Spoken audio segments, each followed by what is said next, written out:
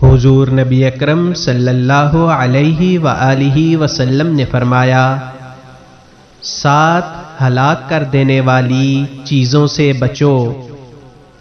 صحابہ کرام نے عرض کیا، یا رسول اللہ صلی اللہ علیہ وآلہ وسلم، وہ کون سی چیزیں ہیں؟ آپ صلی اللہ علیہ وآلہ وسلم نے فرمایا، شرک کرنا، مال کی حرص و ہوس، میدان جنگ سے بھاگ جانا، کسی کو ناحق قتل کرنا،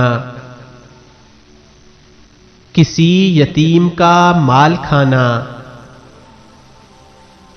مومن عورتوں پر تہمت لگانا، سود کھانا۔